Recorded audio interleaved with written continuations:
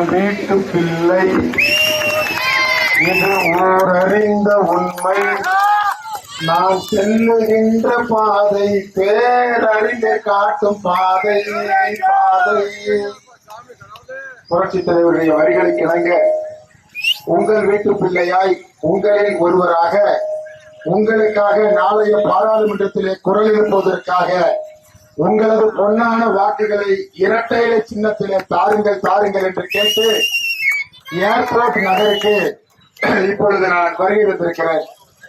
இந்த நிகழ்வில் என்னோடு வருகை வந்து எனக்காக வாக்கு சேகரித்துக் கொண்டிருக்கிற இரட்டை இலை சின்னத்தை 2024 வெற்றி சின்னமாக மாற்றுவதற்காக உறுதி கொண்டிருக்கிற இந்த மாவட்டத்தினுடைய இரட்டை குழல் துப்பாக்கிகளாக கழகத்தை கட்டி காத்து வருகிற செயல்பட்டுக் கொண்டிருக்கிற மரியாதைக்குரிய முன்னாள் அமைச்சர், நாளைய அமைச்சர், என்னாலும் அமைச்சர், பெருமதிப்பிற்குரிய அப்பா திண்டுக்கல்லார் அவர்களே, பெருமதிப்பிற்குரிய முன்னாள் அமைச்சர், நாளை என்னாலும் அமைச்சர் அப்பா நத்தம் ஐயா அவர்களே, ஒரு வாக்குறுதியை கொடுத்திருக்கிறார்.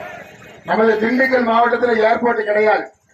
திண்டுக்கல் மாவட்டத்தில் இப்ப ஏர்போர்ட் இல்ல.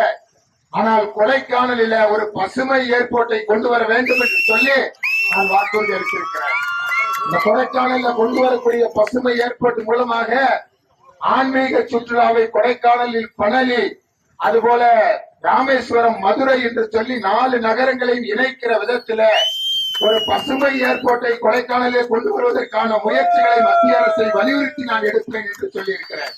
நம்ம ஊர்ல ஏர்போர்ட்டா, திண்டுக்கல்ல ஏர்போர்ட்டா, அதான் நடக்கிற காரியமா என்று நீங்கள் நினைக்க கூடாது.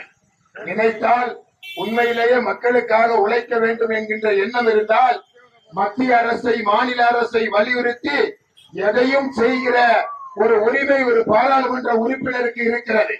அதை கொண்டு வருவதற்காக வேண்டி நான் போராடுவேன். பாதகம் செய்பவரை கண்டால் நாம் பயங்கொள்ளலாகாது பாப்பா, மோதி மிதித்து விடு பாப்பா, அவர் முகத்தில் உமிழ்ந்து விடு பாப்பா. அண்மை செய்திகளை உடனுக்குடன் தெரிந்து கொள்ள இணைந்திருங்கள் இயம்நாடு தொலைக்காட்சியுடன்.